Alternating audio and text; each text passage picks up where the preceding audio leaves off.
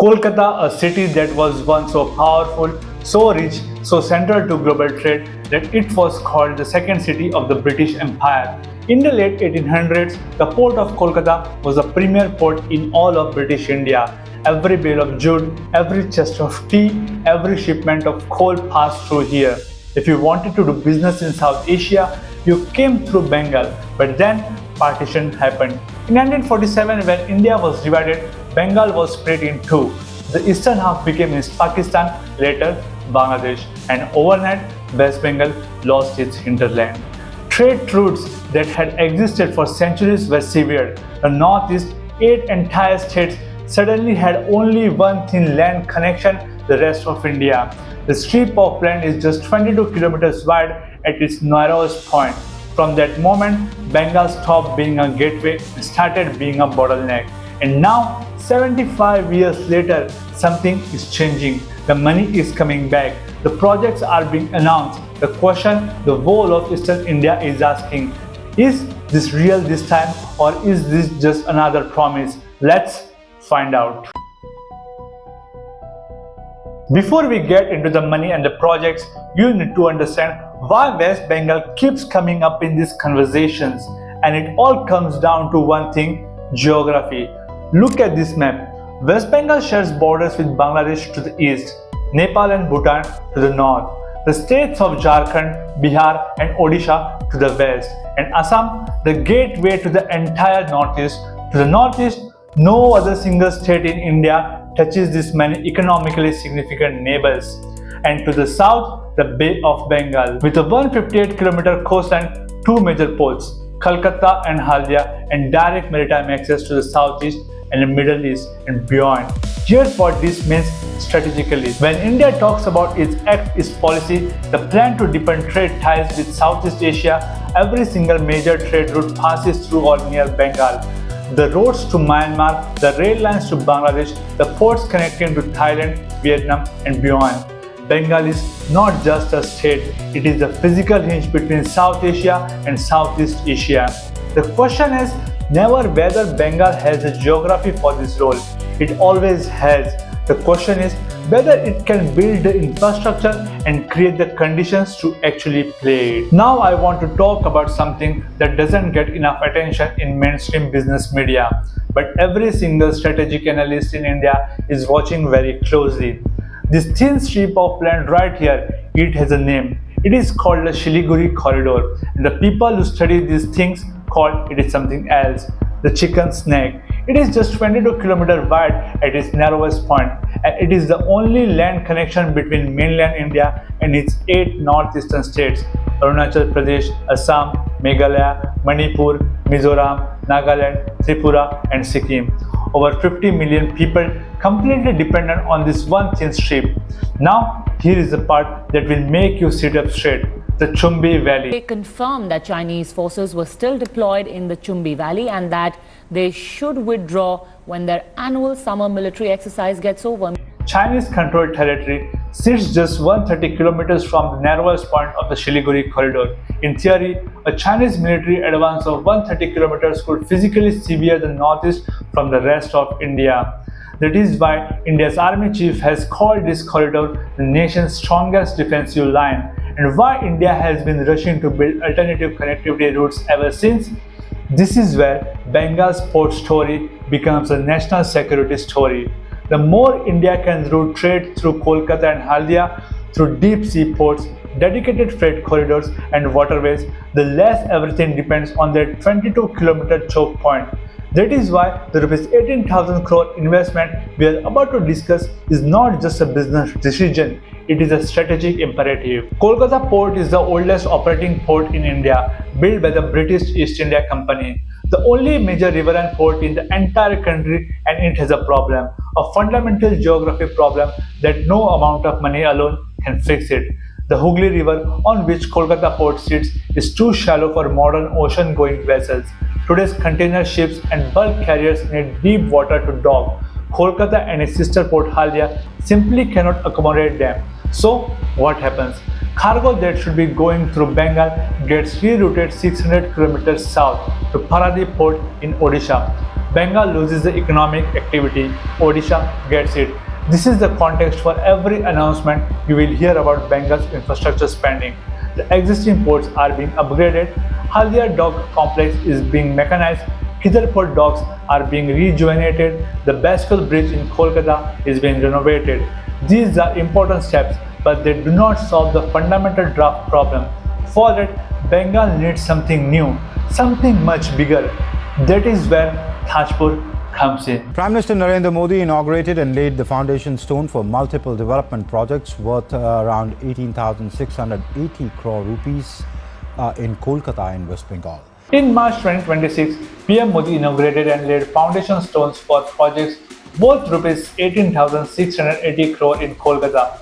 In a single event, let me break down exactly what that money is buying, because the details matter. The Kharagpur-Moregram Expressway is a counterpiece highway project. It will cut travel distance by 120 kilometers and save 7 to 8 hours on journeys across West Bengal. That kind of time-saving transforms logistic costs for every business operating in the state. 6 stations have been redeveloped as Amrit Bharat stations. A new express train, Purulia to Anand Vihar in Delhi, has been launched. Automatic block signaling upgrades on key routes will increase capacity and speed. Mechanization of berth number 2 at Haldia Dock Complex, rejuvenation of Kidarpur docks, renovation of Bascule Bridge in the Kolkata dock system. And here is one detail most people miss. The Haldia refinery's second catalyst dewaxing unit, when complete, will reduce India's dependence on imported lube-based oils. This is not just a port upgrade, this is the India building energy self-sufficiency through Bengal. Now, let me tell you the story of a port that has been almost ready since 2016 and why it might finally happen and why it might not. Meet Tajpur. Tajpur is a proposed greenfield deep sea port on the Bay of Bengal coast in East Midnapur district, about 170 kilometers from Kolkata. And when I say deep sea, I mean deep. The harbour basin is designed to be 18 meters deep. It will accommodate capsized vessels, the largest class of cargo ships in the world, ships that currently have no port in the entire eastern region of India they can dock at. The numbers are staggering. Over rupees 25,000 crore, roughly $3 billion in investment, 25,000 direct jobs, 1,000 acres of freehold land offered to the developer, a 99-year concession, and crucially connectivity to the Eastern Dedicated Freight Corridor, which links it to the industrial heartland of North India. But here is where the story gets complicated.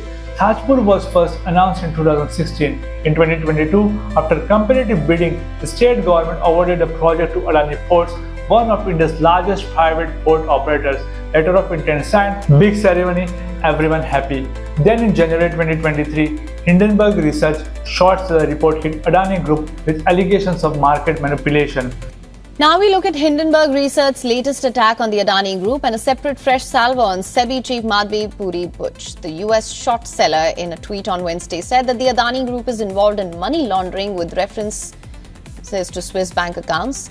In response, the Adani Group in a media statement denied those allegations, called the claims baseless. The political fallout in Bengal, where the Adani connection was already sensitive, effectively froze the project. Construction never started. 2.5 years passed, the port sat as a line on a map. In December 2025, the West Bengal government issued a fresh global request for proposals, essentially starting the process from scratch with a new global tender.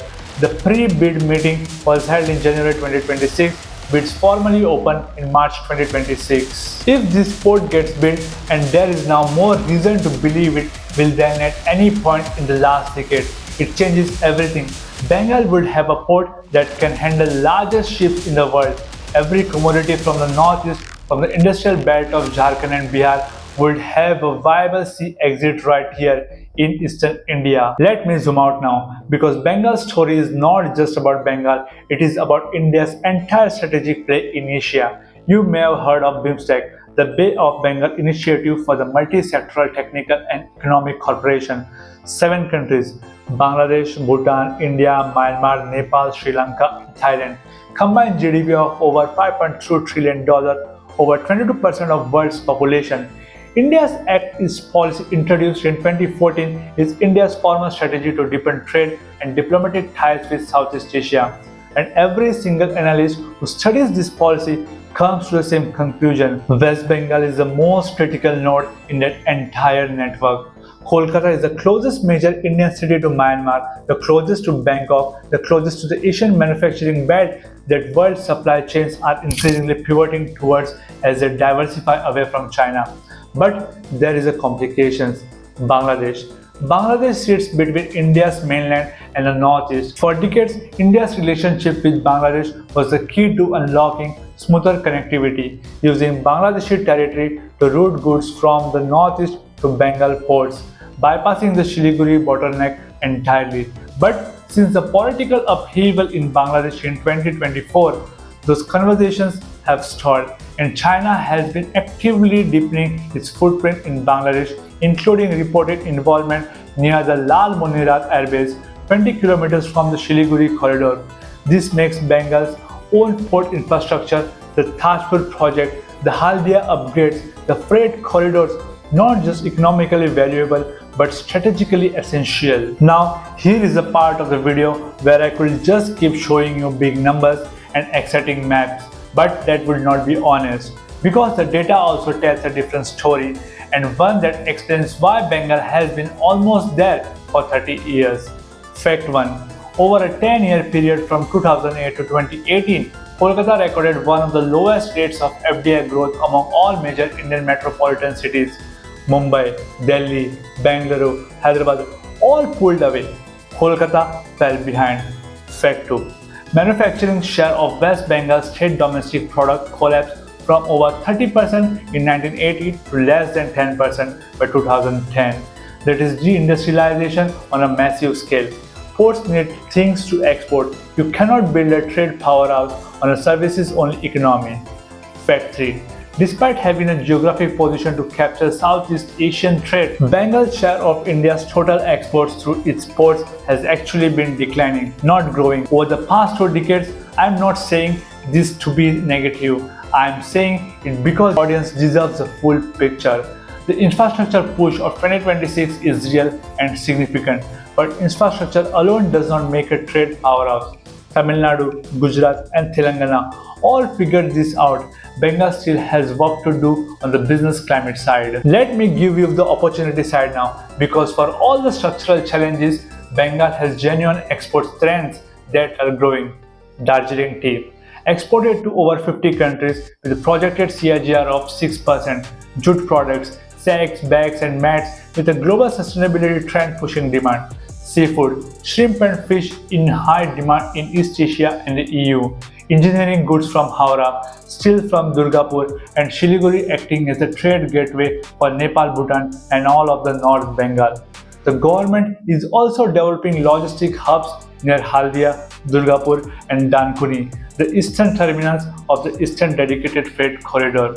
When that freight corridor is fully operational, it will cut logistic costs dramatically for manufacturers in North India who want to export through Bengali ports. The model is proven globally. You build the port, you build a freight corridor, you build the industrial zones around it. Factories follow the logistics, jobs follow the factories. The question is always who goes first, the chicken or the egg? So, can Bengal become the next trade powerhouse? Here is where I land. The geography has always been there. The location has always been irreplaceable. The ports have always been strategically important. These things have not changed. What is changing in 2026 is the scale of the infrastructure commitment. Rupees 18,680 crore in a single investment event, a fresh rupees 25,000 crore tender for a deep sea port that will be transformational. Haldia being mechanized, rail connectivity improving, BIMSTEC gaining momentum, India's Act East policy becoming operationally real. The bull case is this: when the Tajpur port opens, let's say around 2030, combined with the Eastern Dedicated Freight Corridor, the Kharagpur-Moregram Expressway, and the mechanized Haldia port, West Bengal will have a logistic infrastructure that no other state in Eastern India can match. Investment will follow, manufacturing will follow, the dormant gateway will reopen. The bear case is this: Bengal has heard this story before. The Tata Nano plant was supposed to transform Singur. It left FDI has lagged for 2 decades, and infrastructure without investment climate reform is just very expensive concrete. Bengal has the geography, it has the ports, it has the corridors, it now has rupees 18,000 crore on the table. The only question left, the one that history will answer, is whether this time the state will actually let business to business. I hope this case study adds value to your journey as much as researching it did mine. If it did, hit like and let YouTube know. Don't forget to subscribe to stay ahead of the curve. Thanks for your time today. I will see you in the next video.